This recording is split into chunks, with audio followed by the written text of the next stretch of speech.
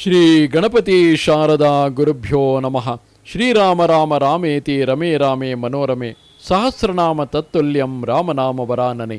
ಶ್ರೋತೃಗಳಿಗೆ ಶ್ರೀಮದ್ ವಾಲ್ಮೀಕಿ ರಾಮಾಯಣದ ಅಯೋಧ್ಯ ಕಾಂಡದಲ್ಲಿ ಸೀತಾ ಅನಸೂಯೆಯರ ಸಂಭಾಷಣೆ. ಅನಸೂಯೆಯು ವೈದೇಹಿಗೆ ದಿವ್ಯವಾದ ಮಾಲ್ಯಾಭರಣಗಳನ್ನು ಎತ್ತುದು. ಅನಸೂಯೆಯ ಕೇಳಿಕೆಗೆ ಸೀತೆಯು ತನ್ನ ಸ್ವಯಂವರದ ಕಥೆಯನ್ನು ಹೇಳಿದುದು ಎಂಬ 118ನೆಯ ಸರ್ಗಕ್ಕೆ ಸ್ವಾಗತ. ಸಾತ್ವೇವ ಮುಕ್ತ ವೈದೇಹಿ ತ್ವನಸೂಯಾನಸೂಯಯ ಪ್ರತಿಪೂಜ್ಯ ವಚೋಮಂತಂ ಪ್ರವಕ್ತುಮುಪಚಕ್ರಮೆ. ಅನಸೂಯಾ ದೇವಿಯಿಂದ ಹೀಗೆ ಉಪದಿಷ್ಟಳಾದ ಅಸೂಯಾರಹಿತಳಾದ ಸೀತಾದೇವಿಯು ಋಷಿಪತ್ನಿಯನ್ನು ಯಥೋಚಿತವಾಗಿ ಪೂಜಿಸಿ ಮೆಲ್ಲನೆ ಮಾತನಾಡಲು ಉಪಕ್ರಮಿಸಿದಳು. ದೇವಿ, ನೀನು ಪ್ರಪಂಚಳಾಗಿರುವೆ. ನಿನ್ನ ಮುಖಾರವಿಂದದಿಂದ ಇಂತಹ ಮಾತುಗಳು ಬಂದುದರಲ್ಲಿ ಆಶ್ಚರ್ಯವೇನೂ ಇಲ್ಲ. ಸ್ತ್ರೀಯರಿಗೆ ಪತಿಯೇ ಗುರುವು ಎಂಬ ವಿಷಯವು ನನಗೂ ತಿಳಿದಿರುವುದು. ಯದ್ಯಪ್ಯೇಷ ಭವೇದ್ಭರ್ತ ಅನಾರ್ಯೋ ವೃತ್ತವರ್ಜಿತಃ ಅದ್ವತ್ತ ಮುಪಚರ್ತವ್ಯಸ್ತಥಾಪ್ಯೇಷ ಮಯಾ ಭವೇತ್. ಪತಿಯು ಹೇಗೆ ಇರಲಿ, ಅನಾರ್ಯನಾಗಿರಲಿ, ಚಾರಿತ್ರ್ಯ ಶೂನ್ಯನಾಗಿರಲಿ, ಅವನಲ್ಲಿರುವ ಗುಣಾವಗುಣಗಳೆರಡನ್ನೂ ವಿವೇಚಿಸದೆ ಪತಿಯೇ ಪರದೈವವೆಂಬ ಏಕನಿಷ್ಠೆಯಿಂದ ಅವನ ಶುಶ್ರೂಷೆಯನ್ನು ಮಾಡುತ್ತಿರಬೇಕು. ಹಾಗೆ ಪತಿ ಸೇವೆಯನ್ನು ಮಾಡುವುದು ನನ್ನ ಕರ್ತವ್ಯವಾಗಿರುವುದು. ಎಷ್ಟೋ ಮಂದಿ ಸ್ತ್ರೀಯರು ಈ ಕಾರಣದಿಂದಾಗಿಯೇ, ತಮ್ಮ ನಿರಂತರ ಪರಿಶ್ರಮದಿಂದಾಗಿಯೇ ರಾಕ್ಷಸ ಸ್ವಭಾವವನ್ನು ಹೊಂದಿದಂತಹ ತಮ್ಮ ಪತಿಯರನ್ನು ಕೂಡ ಸಜ್ಜನರನ್ನಾಗಿ ಮಾಡಿ, ಸದ್ಗುಣವಂತರನ್ನಾಗಿ ಮಾಡಿ ಪ್ರಪಂಚಕ್ಕೆ, ಸಮಾಜಕ್ಕೆ ಕೊಡುಗೆಯಾಗಿ ನೀಡಿಲ್ಲವೇ? ಕಿಂ ಪುನರ್ಯೋ ಗುಣಶ್ಲಾಘ್ಯ ಸಾನುಕ್ರೋಶೋ ಜಿತೇಂದ್ರಿಯ ಸ್ಥಿರಾನುರಾಗೋ ಧರ್ಮಾತ್ಮ ಮಾತೃವತ್ ಪಿತೃವತ್ ಪ್ರಿಯ. ಹೀಗಿರುವಾಗ ಯಾವನು ಪ್ರಶಂಸನೀಯವಾದ ಗುಣಗಳನ್ನು ಹೊಂದಿರುವನೋ, ದಯಾಪರನು, ಜಿತೇಂದ್ರಿಯನು, ಸ್ಥಿರವಾದ ಅನುರಾಗವುಳ್ಳವನು, ಧರ್ಮಾತ್ಮನು, ತಂದೆ ತಾಯಿಗಳಲ್ಲಿ ಪ್ರೇಮವನ್ನು ತೋರುವನು, ತಂದೆ ತಾಯಿಗಳಂತೆಯೇ ಪ್ರಿಯನಾಗಿರುವನು, ಅಂತಹ ಮಹಾಪುರುಷನಾದ ನನ್ನ ಪತಿಯ ವಿಷಯದಲ್ಲಿ ಹೇಳತಕ್ಕದ್ದೇನಿದೆ? ಇಂತಹವನ ಶುಶ್ರೂಷೆ ಮಾಡುವುದು ಆನಂದದಾಯಕವಲ್ಲವೇ? ರಾಮನ ಶ್ಲಾಘ್ಯವಾದ ಗುಣಗಳನ್ನು ಎಷ್ಟೆಂದು ವರ್ಣಿಸಲಿ? ಯಾಂ ವೃತ್ತಿಂ ವರ್ತತೆ ರಾಮ ಕೌಸಲ್ಯಾಯಾಂ ಮಹಾಬಲಃ ತಾಮೇವ ನೃಪನಾರೇಣ ಮನ್ಯಾಸಾಮಪಿ ವರ್ತತೆ. ಮಹಾಬಲನಾದ ಶ್ರೀರಾಮನು ತನ್ನ ತಾಯಿಯಾದ ಕೌಸಲ್ಯಾದೇವಿಯ ವಿಷಯದಲ್ಲಿ ಹೇಗೆ ಆದರ ಗೌರವಗಳಿಂದ ನಡೆದುಕೊಳ್ಳುವನೋ, ಹಾಗೆಯೇ ದಶರಥ ರಾಜನ ಇತರ ಪತ್ನಿಯರ ವಿಷಯದಲ್ಲಿಯೂ ನಡೆದುಕೊಳ್ಳುತ್ತಾನೆ. ಸಕೃದೃಷ್ಟಾ ಸ್ವಪಿ ಸ್ತ್ರೀಷು ನೃಪೇಣ ನೃಪವತ್ಸಲಃ ಮಾತೃವದ್ವರ್ತತೆ ವೀರೋ ಮಾನಮುತ್ಸೃಜ್ಯ ಧರ್ಮವಿತ್. ದಶರಥನು ಪತ್ನಿ ಭಾವದಿಂದ ಯಾರಾದರೂ ಸ್ತ್ರೀಯರನ್ನು ಒಂದೇ ಒಂದು ಬಾರಿಗೆ ನೋಡಿದ್ದರೂ ರಾಜಪುತ್ರನೆಂಬ ಅಭಿಮಾನವನ್ನು ತೊರೆದು ತನ್ನ ತಾಯಿಯಾದ ಕೌಸಲ್ಯಾದೇವಿಯ ಶುಶ್ರೂಷೆಯನ್ನು ಮಾಡುವಂತೆಯೇ ರಾಜನಿಗೆ ಬಹುಪ್ರಿಯನಾದ ಧರ್ಮಾತ್ಮನಾದ ಈ ನನ್ನ ಶ್ರೀರಾಮನು ಆ ಸ್ತ್ರೀಯರ ಶುಶ್ರೂಷೆಯನ್ನು ಮಾಡುತ್ತಾನೆ. ಇಂತಹ ಮಹಾಪುರುಷನ ಶುಶ್ರೂಷೆಯನ್ನು ಹೇಗೆ ಮಾಡಬೇಕು ಎಂಬುದನ್ನು ನಾನು ಚೆನ್ನಾಗಿ ತಿಳಿದಿರುವೆನು. ಮೇಲಾಗಿ ಭಯಾವಹವಾದ ನಿರ್ಜನವಾದ ಈ ಅರಣ್ಯಕ್ಕೆ ಶ್ರೀರಾಮನೊಡನೆ ಹೊರಟಾಗ ನನ್ನ ಅತ್ತೆಯಾದ ಕೌಸಲ್ಯಾದೇವಿಯು ಹೇಳಿರುವ ಹಿತಕರವಾದ ಮಾತುಗಳೆಲ್ಲವನ್ನು ನಾನು ಹೃದಯದಲ್ಲಿ ಧರಿಸಿಕೊಂಡಿರುವೆನು. ನನ್ನನ್ನು ಶ್ರೀರಾಮನಿಗೆ ಧಾರೆ ಎರೆದು ಕೊಡುವ ಸಮಯದಲ್ಲಿ ಅಗ್ನಿಯ ಸಮ್ಮುಖದಲ್ಲಿ ನನ್ನ ತಾಯಿಯು ಪತಿಯ ವಿಷಯದಲ್ಲಿ ಹೇಗೆ ನಡೆದುಕೊಳ್ಳಬೇಕು ಎಂಬುದರ ಬಗೆಗೆ ನಿರ್ದೇಶಿಸಿದ್ದಾಳೆ. ಅದನ್ನು ನಾನು ನನ್ನ ಸ್ಮೃತಿ ಪಥದಲ್ಲಿ ಇಟ್ಟುಕೊಂಡಿದ್ದೇನೆ. ಧರ್ಮಚಾರಿಣಿಯೇ, ನಿನ್ನ ಉಪದೇಶದಿಂದಾಗಿ ನನ್ನ ಅತ್ತೆಯ ಮತ್ತು ತಾಯಿಯ ಉಪದೇಶಗಳನ್ನು ನವೀಕರಿಸಿಕೊಂಡಂತಾಗಿದೆ. ಪತಿ ಶುಶ್ರೂಷಣಾರ್ಯಸ್ತಪೋ ನಾನ್ಯದ್ವಿಧೀಯತೆ. ಹೆಂಗಸಿಗೆ ಪತಿ ಶುಶ್ರೂಷೆ ಎಂಬ ತಪಸ್ಸಿಗಿಂತಲೂ ಮಿಗಿಲಾದ ಯಾವ ತಪಸ್ಸು ವಿಹಿತವಾಗಿಲ್ಲ. ಸಾವಿತ್ರಿ ಪತಿ ಶುಶ್ರೂಷಾಂ ಕೃತ್ವಾ ಸ್ವರ್ಗೇ ಮಹೀಯತೆ ತಥಾ ವೃತ್ತಿಶ್ಚ ಋಷಯ ದಿವಂ. ಸತ್ಯವಂತನ ಪತ್ನಿಯಾದ ಸಾವಿತ್ರಿಯು ಪತಿ ಶುಶ್ರೂಷಾ ತಪಸ್ಸಿನ ಫಲವಾಗಿಯೇ ಇಂದು ಸ್ವರ್ಗದಲ್ಲಿಯೂ ಪೂಜಿಸಲ್ಪಡುತ್ತಿದ್ದಾಳೆ. ಅದೇ ವಿಧವಾದ ವೃತ್ತಿಯುಳ್ಳ ಪತಿ ಶುಶ್ರೂಷಾ ಪರಾಯಣೆಯಾದ ನೀನು ಕೂಡ ಸ್ವರ್ಗಕ್ಕೆ ಹೋಗುವ ಸಾಮರ್ಥ್ಯವನ್ನು ಪಡೆದುಕೊಂಡಿರುವೆ. ವರಿಷ್ಠ ಸರ್ವನಾರೇಣಾಮೇಷಾ ಚ ದಿವಿ ದೇವತಾ ರೋಹಿಣೇನ ವಿನಾ ಚಂದ್ರಂ ಮುಹೂರ್ತಮಪಿ ದೃಶ್ಯತೆ. ನಾರಿಯರಲ್ಲಿಯೇ ಶ್ರೇಷ್ಠಳಾದ ಸ್ವರ್ಗದಲ್ಲಿ ದೇವತೆಯಾಗಿರುವ ರೋಹಿಣಿಯು ತನ್ನ ಪತಿ ಶುಶ್ರೂಷಾ ತಪಸ್ಸಿನ ಪ್ರಭಾವದಿಂದಾಗಿ ಪತಿಯಾದ ಚಂದ್ರನಿಂದ ವಿಹೀನಳಾಗಿ ಮುಹೂರ್ತ ಕಾಲ ಮಾತ್ರವೂ ಕಾಣಿಸಿಕೊಳ್ಳುವುದಿಲ್ಲ. ಇಂತಹ ಶ್ರೇಷ್ಠರಾದ ಬಹುಮಂದಿ ಸ್ತ್ರೀಯರು ಪತಿ ಶುಶ್ರೂಷಾ ವ್ರತದಲ್ಲಿಯೇ ದೃಢ ಮನಸ್ಸುಳ್ಳವರಾಗಿದ್ದು ತಮ್ಮ ಇಂತಹ ಪತಿಸೇವಾ ರೂಪವಾದ ಪುಣ್ಯ ಕಾರ್ಯದಿಂದ ದೇವಲೋಕದಲ್ಲಿ ಈಗಲೂ ಪೂಜಿಸಲ್ಪಡುತ್ತಿದ್ದಾರೆ.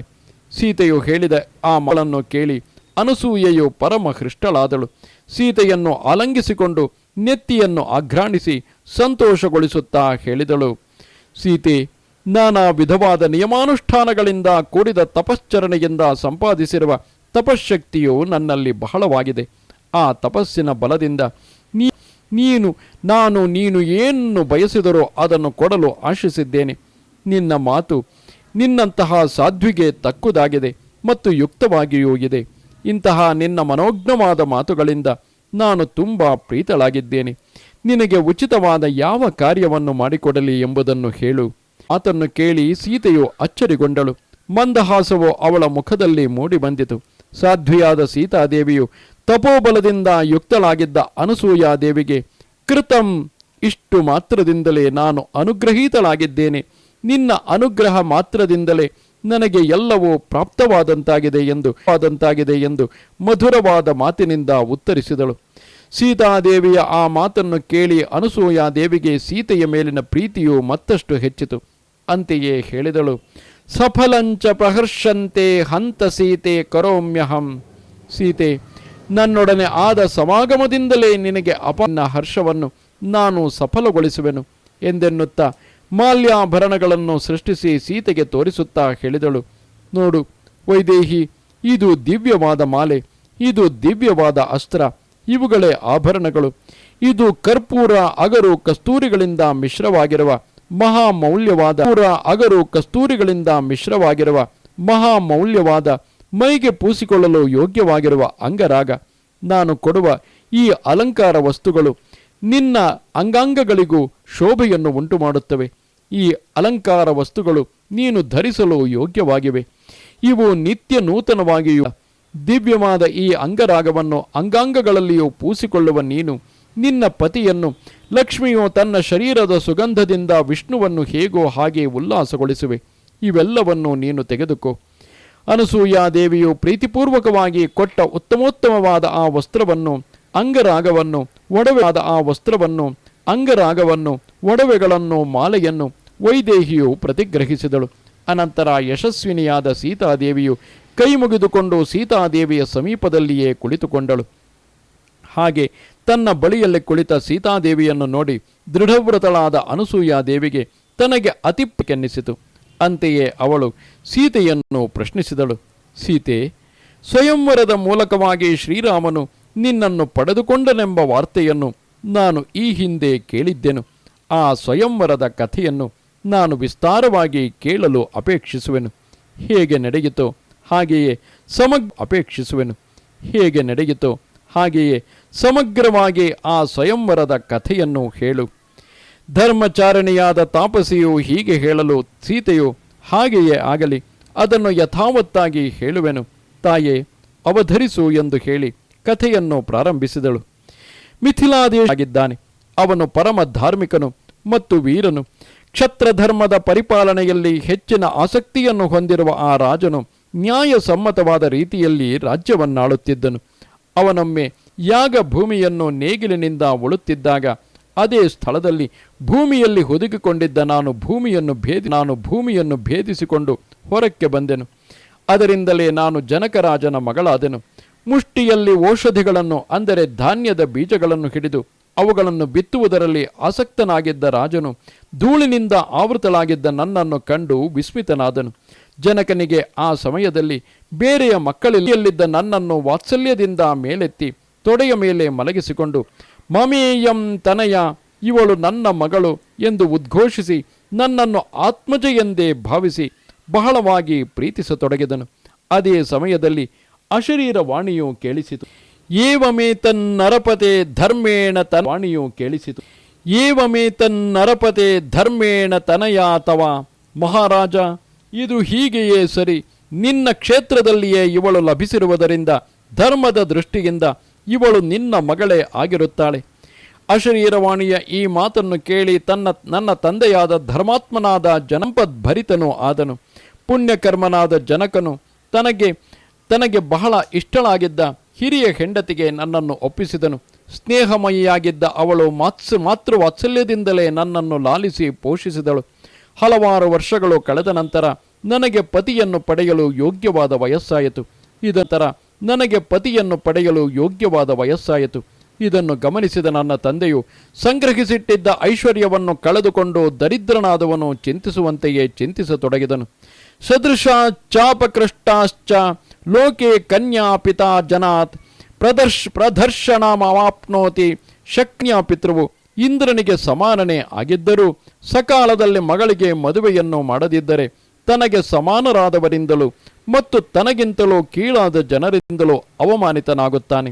ಸಕಾಲದಲ್ಲಿ ಮಗಳನ್ನು ಅನುರೂಪನಾದ ವರನಿಗೆ ಕೊಟ್ಟು ಮದುವೆ ಮಾಡದಿದ್ದರೆ ಜನರಿಂದ ತನಗೂ ಮಾನಭಂಗವು ಅತ್ಯಲ್ಪ ಕಾಲದಲ್ಲಿಯೇ ಆಗುವುದೆಂದು ಜನಕನು ಚಿಂತಿಸತೊಡಗಿದನು.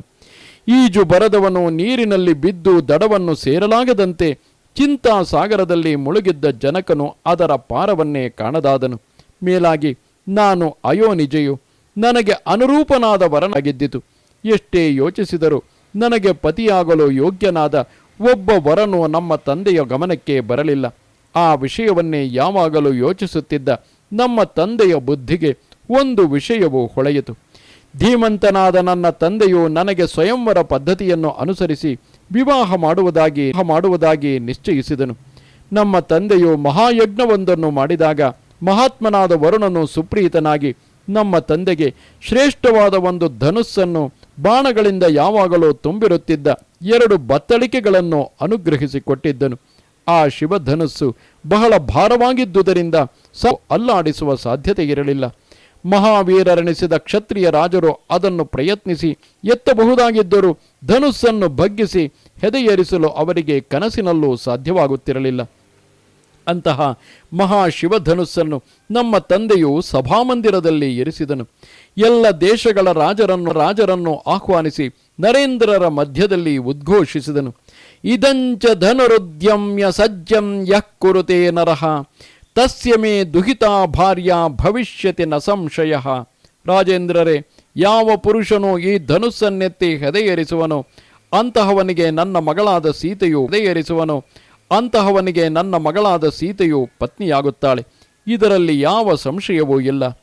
ಆರ್ಯೆ, ರಾಜಕುಮಾರರೆಲ್ಲರೂ ಪರ್ವತೋಪಮವಾಗಿದ್ದ ಧನುಸ್ಸನ್ನು ನೋಡಿ ಅದು ಬಹಳ ಭಾರವಾಗಿದ್ದುದರಿಂದ ಅದನ್ನು ಎತ್ತಲು ಅಶಕ್ತರಾಗಿ ಮಹಾಧನುಸ್ಸಿಗೆ ನಮಸ್ಕರಿಸಿ ತಮ್ಮ ತಮ್ಮ ದೇಶಗಳಿಗೆ ಹೊರಟು ಕಳೆದ ನಂತರ ಕಾಂತಿಯಿಂದ ಬೆಳಗುತ್ತಿದ್ದ ರಾಘವನು ವಿಶ್ವಾಮಿತ್ರ ಮುನಿಗಳ ಸಮೇತನಾಗಿ ನಮ್ಮ ತಂದೆಯು ಮಾಡುತ್ತಿದ್ದ ಯಜ್ಞವನ್ನು ನೋಡಲು ಮಿಥಿಲಾ ಪಟ್ಟಣಕ್ಕೆ ಬಂದನು. ತಮ್ಮನಾದ ಲಕ್ಷ್ಮಣನೊಡನಿದ್ದ ಸತ್ಯ ಪರಾಕ್ರಮನಾದ ಶ್ರೀರಾಮನನ್ನು, ಧರ್ಮಾತ್ಮರಾದ ವಿಶ್ವಾಮಿತ್ರರನ್ನು ನನ್ನ ತಂದೆಯು ಯಥೋಚಿತವಾಗಿ ಸತ್ಕರಿಸಿದನು. ಅನಂತರ ವಿಶ್ವಾಮಿತ್ರರು ತಮ್ಮೊಡನಿದ್ದ ರಾಮ ಲಕ್ಷ್ಮಣರನ್ನು ನನ್ನ ತಂದೆಗೆ ಪರಿಚಯ ಮಾಡಿಕೊಡುತ್ತಾ ಹೇಳಿದರು. ಸುತೌ ದಶರಥಸ್ಯೇಮೌ ಧನುರ್ದರ್ಶನ ಕಾಂಕ್ಷಿಣೌ ಧನುರ್ದರ್ಶಯ ರಾಮಾಯ ರಾಜಪುತ್ರಾಯ ದೈವಿಕಂ. ಜನಕರಾಜ, ಈ ಇಬ್ಬರು ದಶರಥನ ಮಕ್ಕಳು ಅದಕ್ಕೆ ಪಣವನ್ನಾಗಿಟ್ಟಿರುವ ಧನುಸ್ಸನ್ನು ನೋಡಬಯಸಿದ್ದಾರೆ. ದೈವದತ್ತವಾದ ಆ ಧನುಸ್ಸನ್ನು ರಾಜಪುತ್ರನಾದ ರಾಮನಿಗೆ ತೋರಿಸು. ವಿಶ್ವಾಮಿತ್ರರು ಹೀಗೆ ಹೇಳುತ್ತಲೇ ಜನಕರಾಜನು ಮಹಾಧನುಸ್ಸನ್ನು ಅನೇಕ ರಾಜಭಟರ ಮೂಲಕವಾಗಿ ಸಭಾಭವನಕ್ಕೆ ತರಿಸಿ ದೈವದತ್ತವಾದ ಆ ಶಿವಧನುಸ್ಸನ್ನು ರಾಜಪುತ್ರನಾದ ಶ್ರೀರಾಮನಿಗೆ ತೋರಿಸಿದನು. ಮಹಾಬಾಹುವಾದ ವೀರ್ಯವಂತನಾದ ಶ್ರೀರಾಮನು ರೆಪ್ಪೆಯನ್ನು ಮುಚ್ಚಿ ತೆಗೆಯುವಷ್ಟು ಕಾಲದಲ್ಲಿಯೇ ಆ ಮಹಾಧನುಸ್ಸನ್ನೆತ್ತಿ ಬಗ್ಗಿಸಿ ನಾಣೇರಿಸಿ ಸಜ್ಜುಗೊಳಿಸಿದನು. ಆದರೆ ಅವನು ಹಾಗೆ ವೇಗದಿಂದ ನಾಣನ್ನು ಸೆಳೆದು ಮಧ್ಯಕ್ಕೆ ಸರಿಯಾಗಿ ಮುರಿದು 2 ಭಾಗವಾಯಿತು. ಆ ಸಮಯದಲ್ಲಿ ಸಿಡಿಲು ಬಡಿದಾಗ ಉಂಟಾಗುವ ಘೋರ ಶಬ್ದದಂತೆ ಭಯಂಕರವಾದ ಶಬ್ದವಾಯಿತು. ಹೀಗೆ ಶ್ರೀರಾಮನು ನನ್ನ ಸ್ವಯಂವರಕ್ಕೆ ಪಣವನ್ನಾಗಿಟ್ಟಿದ್ದ ಧನುಸ್ಸನ್ನು ಭಗ್ನಗೊಳಿಸಿದೊಡನೆಯೇ ಸತ್ಯ ಪ್ರತಿಜ್ಞನಾದ ನಮ್ಮ ತಂದೆಯು ಜಲಕುಂಭವನ್ನೆತ್ತಿಕೊಂಡು ನನ್ನನ್ನು ಶ್ರೀರಾಮನಿಗೆ ಧಾರೆ ಎರೆದುಕೊಡಲು ಸಿದ್ಧನಾದನು. ಸ್ವಯಂವರದ ವಿಷಯದಲ್ಲಿ ತಂದೆಯಾದ ಪ್ರಭುವಾದ ದಶರಥನ ಅಭಿಪ್ರಾಯವೇನೆಂಬುದು ತಿಳಿಯದಿದ್ದ ಕಾರಣ ಶ್ರೀರಾಮನು ಒಡನೆಯೇ ನನ್ನ ಪಾಣಿಗ್ರಹಣ ಮಾಡಲಿಲ್ಲ. ಅನಂತರ ನಮ್ಮ ತಂದೆಯು ದೂತರನ್ನು ಕರೆಸಿಕೊಂಡನು. ಅವನ ಅನುಮತಿಯನ್ನು ಪಡೆದು ನಮ್ಮ ತಂದೆಯು ನನ್ನನ್ನು ಆತ್ಮವಿಧನಾದ ಶ್ರೀರಾಮನಿಗೆ ಧಾರೆ ಎರೆದುಕೊಟ್ಟನು.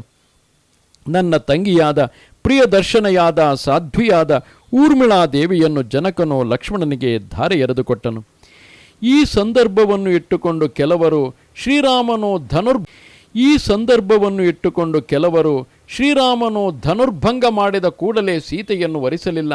ತನ್ನ ತಂದೆಯಾದ ದಶರಥನೇನಾದರೂ ಅನುಮತಿ ನೀಡದೇ ಇದ್ದಿದ್ದರೆ ರಾಮ ಸೀತೆಯರ ವಿವಾಹವೇ ಆಗುತ್ತಿರಲಿಲ್ಲವಲ್ಲ ಎಂದು ವಿತಂಡವಾದವನ್ನು ಮಂಡಿಸುವುದಿದೆ.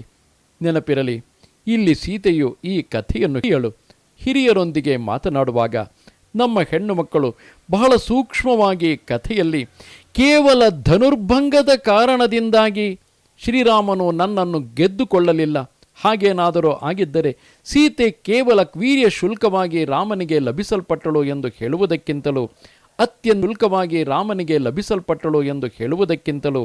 ಅತ್ಯಂತ ಮರ್ಯಾದಾ ಸ್ವರೂಪದಿಂದ ಯೋಗ್ಯವಾದ ಸಂಸ್ಕಾರ ಹಾಗೂ ಸನಾತನ ಸಂಪ್ರದಾಯಕ್ಕೆ ಅನುಗುಣವಾಗಿ ಜನಕ ಮಹಾರಾಜನು ಒಪ್ಪಿಕೊಂಡ ನಂತರವೂ ಕೂಡ, ಅಂದರೆ ತನ್ನ ಮಗಳನ್ನು ಕೊಡಲು ಒಪ್ಪಿಕೊಂಡ ನಂತರವೂ ಕೂಡ ಶ್ರೀರಾಮನು ಸನಾತನ ಸತ್ಸಂಪ್ರದಾಯ ತಂದೆಯಾದ ದಶರಥನು ಅನುಮತಿಸಿದ ನಂತರವೇ ತಾನು ಅವನಿಗೆ ವಧುವಾಗಿ ಸ್ವೀಕರಿಸಲ್ಪಟ್ಟವಳು.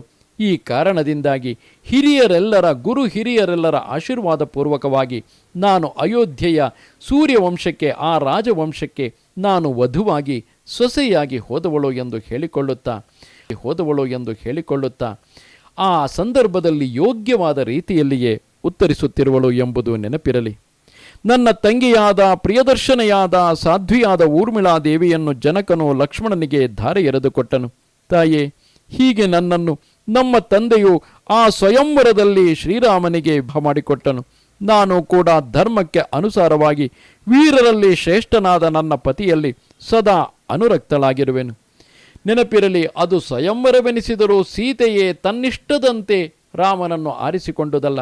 ಸೀತೆಯ ತಂದೆಯಾದಂತಹ ಜನಕನು ಪತಿಯಾಗಬೇಕಾದವನ, ಅಂದರೆ ತನಗೆ ಆಗಬೇಕಾದವನ ಯೋಗ್ಯತೆಯನ್ನು ಪರಿಶೀಲಿಸುವುದಕ್ಕಾಗಿ ಶಿವಧನುಸ್ಸನ್ನು ಪಣವಾಗಿಟ್ಟಿದ್ದನು.